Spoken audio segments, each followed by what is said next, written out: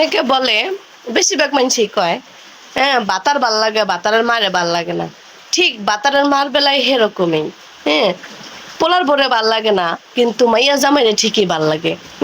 অথচ পোলার বউ দেখেন সারাদিন গাদার মতন কাম করতেছে, খাটতেছে, পুরা সংসার দ্বারে হ্যাঁ আতুড়ে রাখতেছে, হেডের কোনো সমস্যা নেই। মাইয়া তারপরে কয় কি, মুখ বালা না মাইয়া, পোলার বোর মুখ বালা না, আমার মাইয়া জামাইরা অনেক ভালো।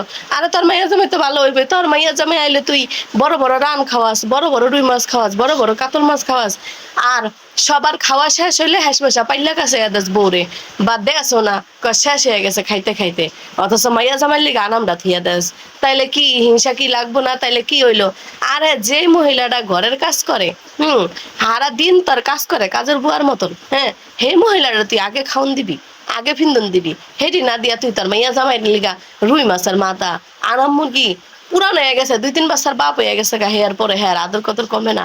তাইলে হ্যাঁ ভালো থাকবো না? ভালো থাকবো কে? ওমন খাওন পাইলে সবাই ভালো থাকে। আর পোলার পরে এমন আহি বাহি দিলে পোলার বউ কোনোদিনও ভালো থাকবো না। কি লেগা জানেন? কয় জিঙ্গুলানে চুলার মুখ, হরিয়ানে বোর মুখ। কথাটি কিন্তু একেবারে সত্যি, মিলাই নিবেন।